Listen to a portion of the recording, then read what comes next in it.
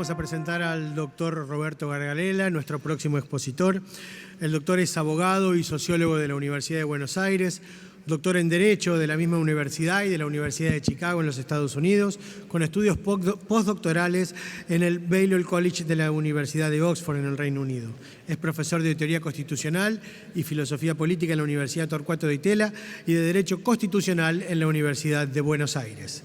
Ha sido profesor o investigador visitante en las universidades de Bergen y Oslo, en Noruega, en la Pompeu Fabra de España, en New York, en Columbia, en la New School y en Harvard, en Estados Unidos. Ha recibido las becas John Simon Guggenheim y Henry Frank Guggenheim.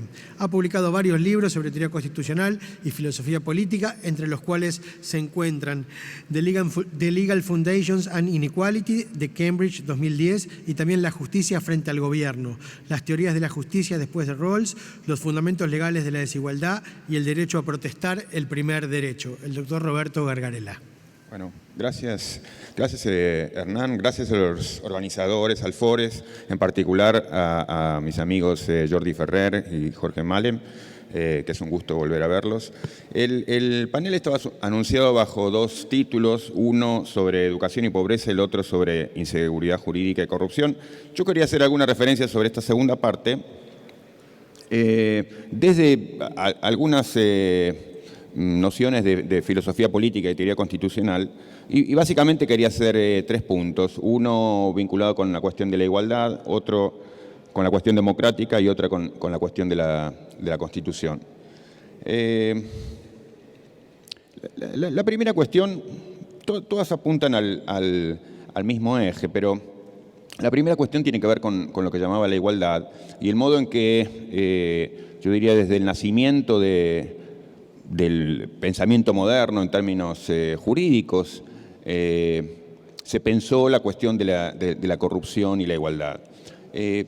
Lo cierto es que desde un primer momento, y estoy pensando a finales del siglo XVIII, digamos en los Estados Unidos, cuando se crea la Constitución y cuando aparecen los primeros grandes debates constitucionales, contemporáneamente a lo que ocurría en Francia, digamos, con la otra gran revolución del momento, que era la Revolución Francesa, se tematizó la cuestión de la corrupción como contracara de lo que se llamaba la virtud cívica. Y ese par, digamos, corrupción y virtud cívica, dice algo importante sobre cómo es que desde ese momento se empezó a pensar sobre las instituciones que nacían y se empezaban a escribir en ese momento.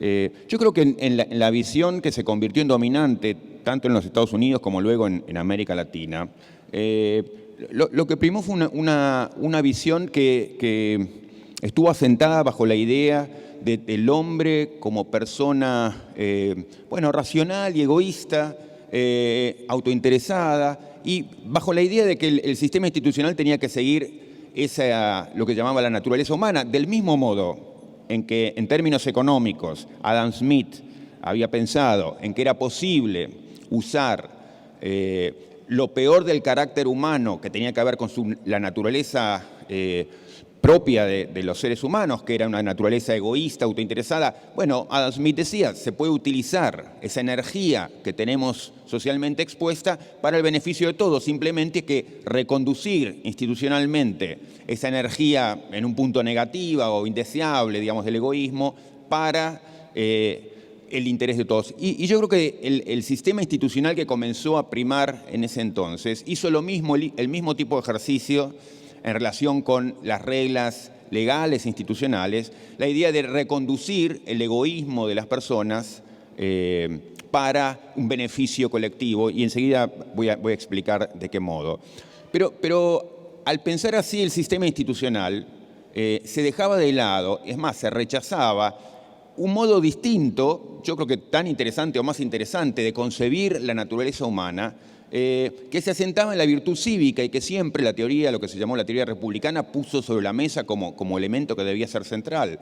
Si uno piensa, por ejemplo, en los debates que hubo entre Madison y Jefferson en su momento, James Madison pensaba, bueno, no podemos diseñar un sistema institucional pensando en que las personas van a ser virtuosas. Tenemos que utilizar el material humano tal como lo tenemos. Y esa idea, de algún modo, lo que llevó es a hacer uso del egoísmo de las personas para alimentar al sistema institucional, al sistema constitucional con esa energía, digamos, y ver de qué modo eso se podía usar para el bienestar de todos. Yo creo que allí hubo una primera ruptura que quienes defendían, quienes pensaban en términos de la virtud cívica, digamos, entendían bien. La idea de muchos de ellos era la siguiente. Las personas, digamos, necesitan, o sea, un sistema institucional decente, para decir así, necesita de personas involucradas cívicamente, necesitan de personas comprometidas con la suerte de los demás. Y eso no puede lograrse simplemente apelando a la buena voluntad, a las virtudes de las personas, al buen carácter de las personas, sino que tenemos que pensar de qué modo reorganizamos, llamémoslo así, las bases materiales de la sociedad para que las personas se sientan motivadas para involucrarse en la defensa del interés común. Quiero decir, me detengo un segundo para aclarar lo dicho hasta ahora. Desde un primer momento en que se empezó a pensar sobre las instituciones, hubo al menos dos modelos, dos entendimientos distintos de cómo crear las instituciones. Uno, que yo entiendo que es el que se convirtió en dominante y es el que, de algún modo, trasunta, digamos, recorre instituciones como las nuestras, basado en la idea de la naturaleza humana egoísta, y lo único que podemos hacer es tratar de usar ese egoísmo para el bienestar común. La otra fue la de que las personas, en cambio, debían ser cultivadas en la virtud y que había espacio para cultivar esa virtud. Lo que eso requería, sin embargo, era repensar el diseño institucional de un modo más completo, no solamente escribiendo instituciones de un cierto tipo, sino pensando, por ejemplo, de qué modo, digamos, habían citado recién a Rawls, de qué modo pensar la estructura básica de la sociedad, de qué modo pensar la distribución de los recursos, de qué modo orientar la organización económica general. Y para el pensamiento rusoniano, que era el que ponía el acento en la virtud cívica, bueno, la idea era, es posible tener ciudadanos más comprometidos y en este sentido menos corruptos, menos proclives a la corrupción y a la corrupción del carácter. O sea, ciudadanos virtuosos era contrapuesto a la idea del ciudadano corrupto. Y para eso, digamos, uno no puede simplemente hacer una apelación, sino hacerse preguntas tan básicas como, bueno, ¿qué tipo de arreglo económico necesito yo y qué tipo de arreglo político institucional necesito yo para promover ciertas cualidades de carácter, ciertas disposiciones morales que si no de otro modo no tengo? Entonces, en el modo en que pensaban Benjamin Franklin o Thomas Jefferson, y digo, no se trata aquí de retomar lo que ellos decían ciegamente y con los valores, pensamientos y esquemas que podían tener en el siglo XVIII, simplemente me interesa el modo en que ellos estaban pensando. Lo que se preguntaba Jefferson, por ejemplo, era, bueno, si nosotros aquí que estamos en una disyuntiva de cómo organizarnos las bases materiales de esta nueva sociedad independiente, digamos, nos orientamos por el camino del comercio desenfrenado, lo que vamos a hacer es incentivar cualidades de carácter determinadas de personas preocupadas por su propio interés, temiendo al de al lado, viendo cómo le ganan al de enfrente y despreocupadas del interés común. Lo que nosotros tenemos que hacer es lo contrario, es ver qué tipo de organización económica ayuda a que pensemos en común. Y entonces, todos ellos, digamos, desde Rousseau, el pensamiento rousseauiano en Francia, como el pensamiento republicano, digamos, en los Estados Unidos, lo que fue el primer pensamiento republicano en Estados Unidos, la idea fue, bueno, tendremos que desarrollar una economía más, ellos pensaban, agraria, una economía más cooperativa, una economía más, digamos, de vínculos entre las personas que nos ayuden a pensar al otro como alguien con el que trabajar junto y no como alguien que compite con nosotros y nos quiere, digamos, ocupar nuestro lugar. Entonces, yo creo que, otra vez, sin decir lo que tenemos que hacer es retomar el modo en que ellos podían estar pensando a fines del siglo XVIII. Sí creo que había una manera interesante de pensar que implicaba, primero, no descarte usted tan simplemente la idea de que, digamos, no se puede trabajar con la virtud cívica de las personas. Sí, el sistema institucional tiene mucho que ver con las cualidades de carácter que las personas desarrollan o no. Entonces, no se trata, otra vez, no se trata de meramente apelar a las personas, no sean corruptos o escribir las mejores leyes, pórtense bien, digamos, o el derecho, digamos, será severo con ustedes. No, se trata de construir condiciones materiales que le den incentivos a usted a sentirse comprometido con la suerte de los demás. Muchas veces se nos dicen, bueno, trabajemos juntos todos por la Argentina. Bueno, Pero es difícil trabajar todos juntos cuando sentimos que no estamos en el mismo barco. Sentimos que hay barcos de distinto tamaño que van para distintos lados. Entonces me dicen, vayamos todos juntos. Bueno, pero digamos, el barco en el que yo quiero ir, digamos, está yendo en otra dirección y es un barco, digamos, sin potencia. Entonces, otra vez, la pregunta jeffersoniana sería, ¿cómo hago para que nos podamos sentir todos que estamos en el mismo barco? Porque normalmente no estamos, esa es la idea rusoniana. Si esta es una sociedad fundamentalmente desigual, es imposible pensar en términos de la voluntad general. No hay voluntad general si hay personas que se sienten comprometidas con grupos completamente distintos, cuyos intereses no tienen nada que ver, o tienen muy poco que ver, o son contradictorios con los del grupo de enfrente. Entonces, primer punto, vinculado con la igualdad y con la teoría republicana, yo creo que nuestro sistema institucional se hizo de un modo que descartó demasiado severamente y demasiado rápidamente este tipo de preocupaciones en torno a la posibilidad de cultivar virtud, de basarse no en el egoísmo de las personas, sino en personas comprometidas. Y otra vez, no se trata de hacer una apelación moral. Usted no sea egoísta, sino que sea virtuoso. Usted no sea autointeresado, sino que piense en el interés común. Eso es una tontería, digamos, se trata de crear condiciones materiales que hagan que las personas se sientan comprometidas con el interés de los demás. Básicamente, si estamos situados en barcos separados, porque la sociedad está fundamentalmente quebrada, es difícil pensar en un interés común. Cuando nos dicen, pensemos juntos por Argentina, y pensamos cosas distintas o contradictorias. Segundo punto es el punto democrático. Y otra vez, enraizaría este reclamo en una historia de pensamiento teórico, filosófico y constitucional, digamos, que también encuentra antecedentes nuestro sistema institucional en ese tipo de ideas. Me parece que nuestro sistema institucional, como el de otros países, creo que nuestro país es hijo de formas de pensar que, digamos, predominaron también en el mundo anglosajón y en parte del mundo europeo. No quiero decir, no hablo de la excepcionalidad argentina, pienso en problemas que son compartidos por muchos de los países, digamos, modernos y democráticos de la actualidad.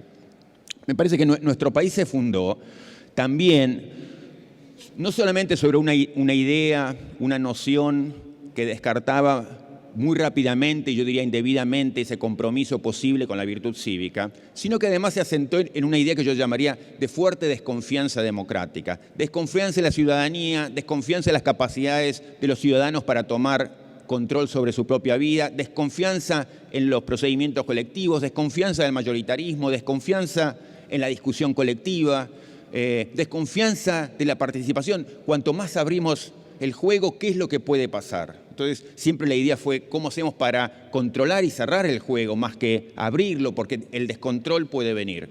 No se trata no se trata de olvidar los controles o desconocer la importancia de los controles, se trata de qué actitud pensamos, qué principios asumimos en términos de compromisos democráticos. Y yo insisto, creo que nuestro sistema institucional, nuestro sistema de organización social está basado en una idea que yo llamaría de desconfianza democrática. ¿En qué sentido? Bueno, para el tipo de cosas que a mí más me interesan y creo que a muchos de nosotros aquí nos interesan, que es el derecho se escribe, se aplica y se interpreta de modos divorciados con el pensamiento colectivo, en el sentido de que como ciudadanos de ningún modo podemos sentir que somos partícipes en la creación del derecho, en la escritura del mismo, la interpretación del mismo, la aplicación del mismo. Rousseau decía, y la metáfora para mí es interesante, decía, tenemos que ser esclavos de la ley. Y otra vez, Rousseau no era ningún ingenuo, no pensaba esto, la idea de ser estrictos, seguidores de la ley, estar disciplinadamente obedientes de la ley. Rousseau no hacía otra vez una apelación moral. No. Como él pensaba, como él asumía que era posible que fuéramos los plenos autores de la ley, entonces por supuesto que íbamos a ser esclavos de la ley, porque siendo esclavos de la ley nos obedecíamos a nosotros mismos. Entonces no estábamos sometidos a nadie, sino que éramos dueños de nuestras propias vidas. Entonces la metáfora del esclavo de la ley es una metáfora que habla del tipo de compromisos democráticos en los cuales estaba pensando. En la medida en que yo, como decía Rousseau, miro el derecho y veo mi propio rostro, escucho al derecho y escucho mi propia voz, entonces sí que voy a estar comprometido con el derecho porque lo siento como propio. Esa idea de plena integración ciudadana con el derecho, yo creo que hoy estamos muy cerca del del polo contrario, de la idea de la alienación completa en relación con el derecho. Vemos al derecho y vemos un rostro extraño que no conocemos. Leemos al derecho y no lo entendemos. Ni siquiera los juristas técnicos tenemos la capacidad de descifrar ese lenguaje incomprensible. Y si tenemos un traductor que nos ayuda a entender lo que dice el derecho, tampoco nos sentimos identificados con él. La voz del derecho no es la nuestra y tenemos derecho para decir eso, porque no nos sentimos parte protagonista en ningún sentido. Entonces, este era el segundo punto que quería mencionar, que es, en la medida en que más estemos desvinculados del derecho, más razones tenemos para desconfiar de la autoridad del derecho y para resistir el derecho, o es más entendible, es totalmente condenable, pero es entendible que la gente se quiere escapar por los vericuetos que encuentren porque no se siente comprometida con el derecho. Entonces, hay un problema que también es democrático en cuanto a cómo se crea el derecho,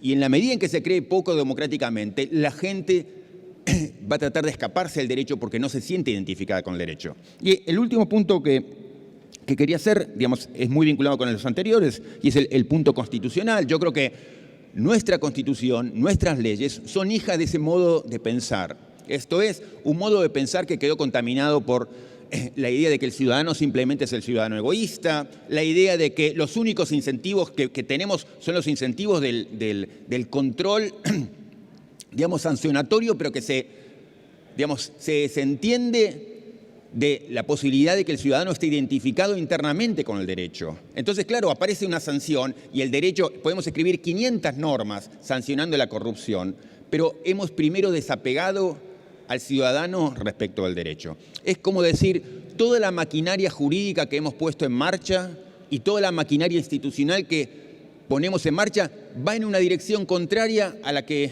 podríamos haber querido, va en dirección contraria a la creación de virtud cívica, va en dirección contraria a la creación democrática, va en dirección contraria al debate colectivo. Y luego nos quejamos y decimos, pero qué malvados los argentinos, qué egoístas los argentinos, digamos, deberíamos tener leyes que sancionen la corrupción, deberíamos señalar al corrupto y decirle, usted deje de hacer lo que hace. Sí, pero mientras tanto seguimos cómodamente sentados en una maquinaria de la cual disfrutamos y que sabemos que está trabajando para el otro lado. Está trabajando en dirección contraria. ¿En qué sentido? En que fuerza a las personas a pensar exclusivamente en su propio interés, en que permite que el derecho se escriba con completo, digamos, desentendimiento del modo en que se piensa colectivamente, en que permite, digamos, el desarrollo de comportamientos egoístas, digamos, alegremente porque se alimenta de ellos. Entonces, hay algo de hipocresía colectiva en este ejercicio de hacer un llamamiento moral al fin de la corrupción y hacer un llamamiento moral al dictado de nuevas leyes anticorrupción,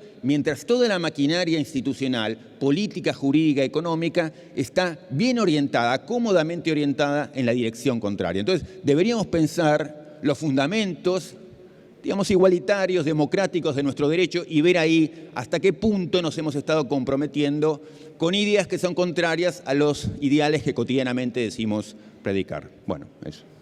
Gracias, doctor.